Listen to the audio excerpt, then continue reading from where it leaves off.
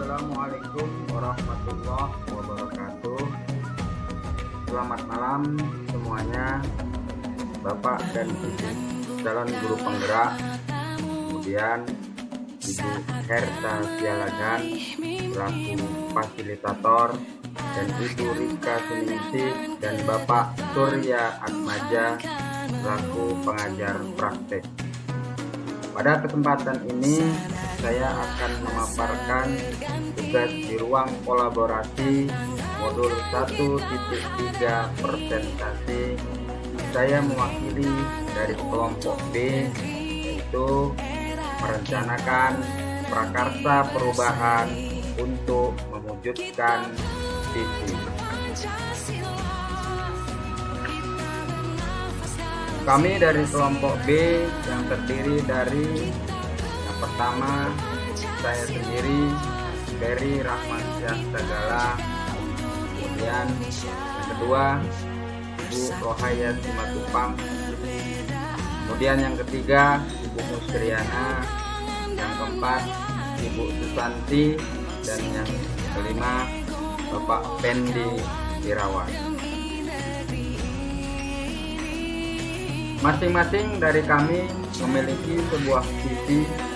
Visi kami adalah yang pertama, saya sendiri, saya ingin mewujudkan murid yang beriman dan bertakwa, berkarakter, kolaboratif, cerdas, dan terampil.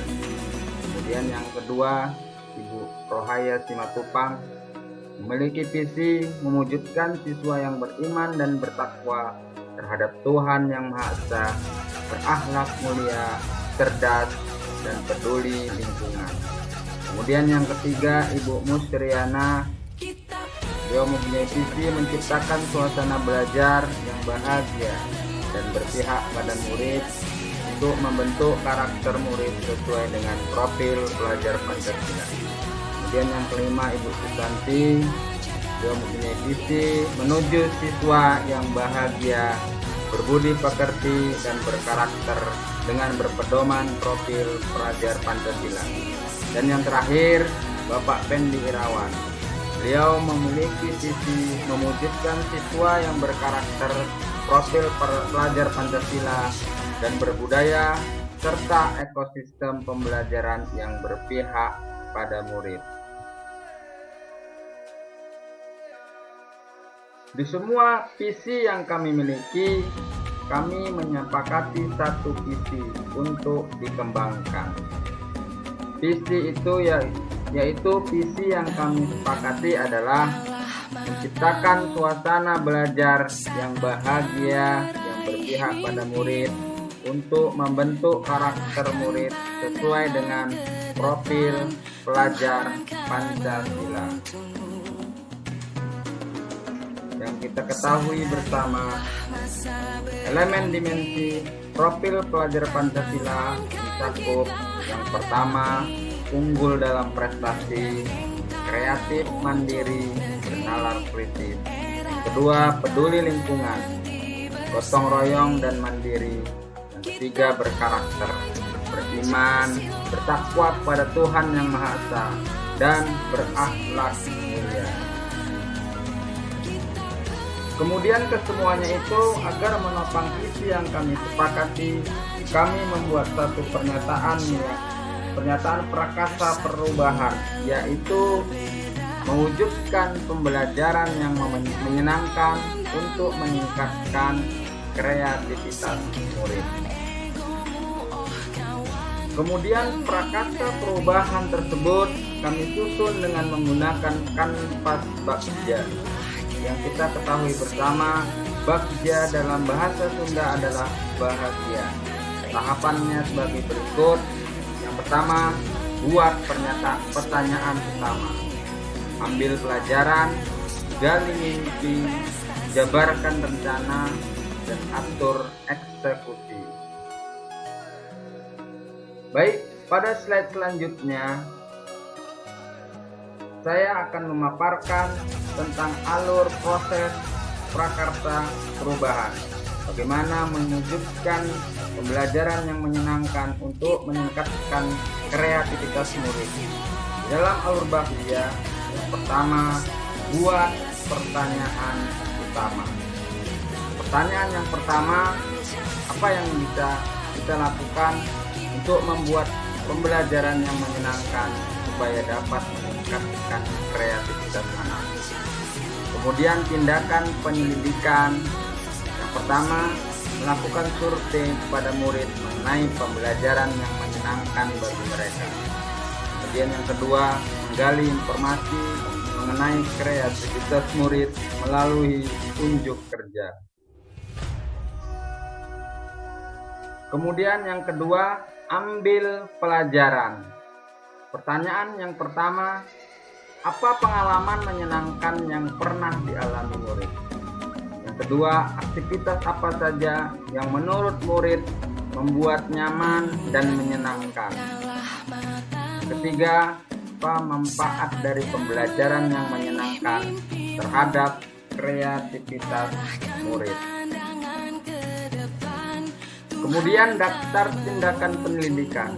Yang pertama, meminta murid untuk bercerita keterampilan yang mereka miliki terkait yang menyenangkan.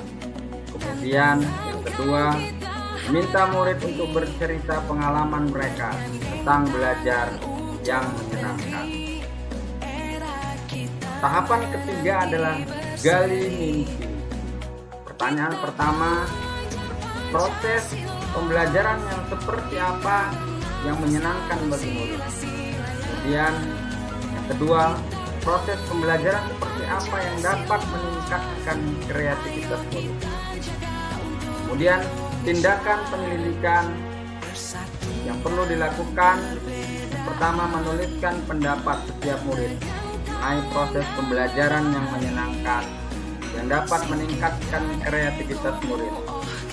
Kedua, membuat gambaran rancangan pembelajaran bersama murid untuk meningkatkan kreativitas. Yang ketiga, jabarkan rencana. Pertanyaan pertama, apa langkah-langkah untuk menyiapkan pembelajaran yang menyenangkan agar dapat meningkatkan kreativitasnya? Apa hal pertama yang harus dilaksanakan untuk mewujudkan pembelajaran yang menyenangkan? Kemudian daftar tindakan penyelidikannya. Yang pertama, membuat daftar pembelajaran yang menyenangkan dari hasil survei murid. Kemudian yang kedua, merancang tahapan proses pembelajaran yang menyenangkan sesuai model pembelajaran yang akan digunakan. Ketiga, menyiapkan sumber media pembelajaran yang akan digunakan. Kemudian yang terakhir, membuat capaian yang realistis untuk setiap murid. Kemudian yang terakhir adalah atur eksekusi. Pertanyaan pertama adalah siapa yang akan dilibatkan dalam mewujudkan pembelajaran yang menyenangkan untuk meningkatkan kreativitas murid. Kedua, apa peran masing-masing dari pihak yang dilibatkan dalam mewujudkan pembelajaran yang menyenangkan untuk meningkatkan kreativitas murid.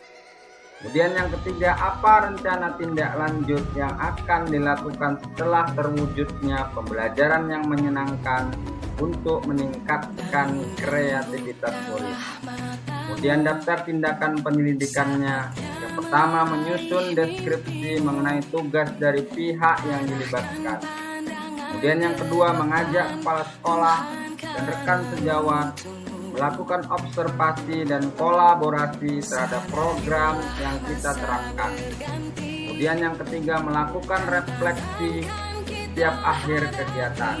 Dan yang terakhir, mengembangkan rencana tindak lanjut dan dari pembelajaran yang telah kita laksanakan.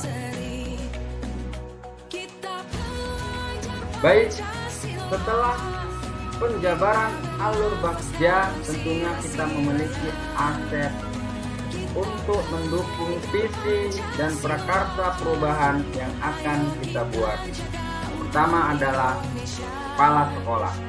Kepala sekolah adalah manajerial, motivator, fasilitator, dan supervisor dalam mendukung program yang sudah direncanakan. Kemudian yang kedua, pelaksana utama.